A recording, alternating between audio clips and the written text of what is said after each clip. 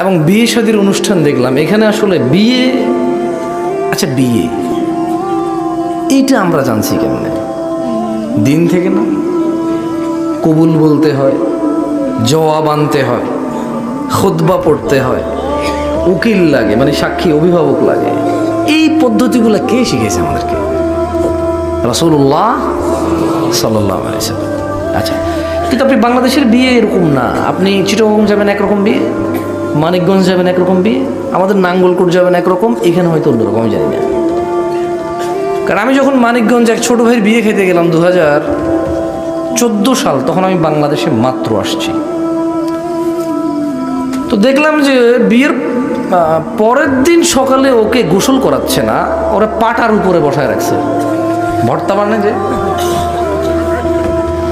তা ওকে, ও হেঁটে হেঁটে আসতে পারবে না, ওকে ওর ভাবি একজনে কোলে করে নিয়ে আসতে হবে।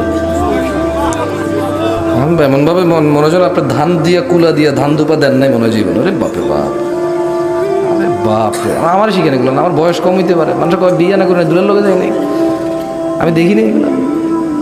কেন এই দেশে বিয়ে করার পরে মা জামাইরে, মানে ছেলেরে বিদায় দেওয়ার আগে কুলার মধ্যে ধান নেয় না, কি নেয় না, একটু ঘাস নেয় কি না, এটা লদ্দুফা কয়, কি কয়, লদ্দুফা কয় এটা।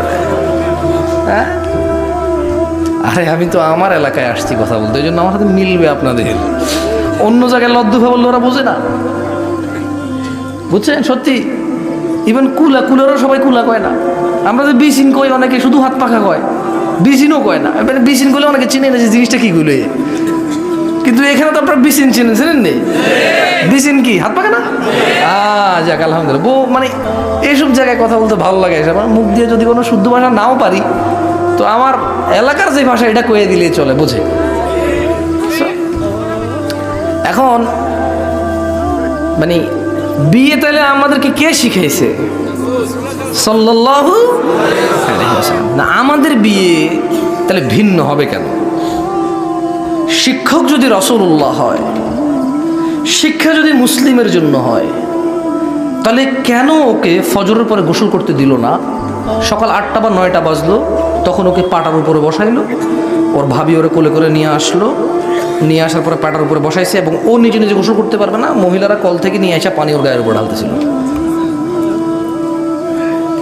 আচ্ছা, তো এর আগে আরেকটা ঘটনা ঘটছে, ও বিয়ে করছে না তো, আমি তো আসলে ওর বিয়ের প্রথম দিন গেছি, আমি বাংলাদেশে তখন একদম নতুন, আমি এর আগে কোনো বিয়েই দেখিনি, এটা সত্যি কথা। আমি জানতামও না যেগুলো হবে, কারণ আমি সৌদি আরব থেকে বড় হয়েছি। সৌদি আরবে, মানে বাংলাদেশে যখন জীবনে প্রথম আসছি, আসার কয়েকদিন পরে সে আমি না গেলে বিয়ে করবে না, একবার আমি তো চিনি না।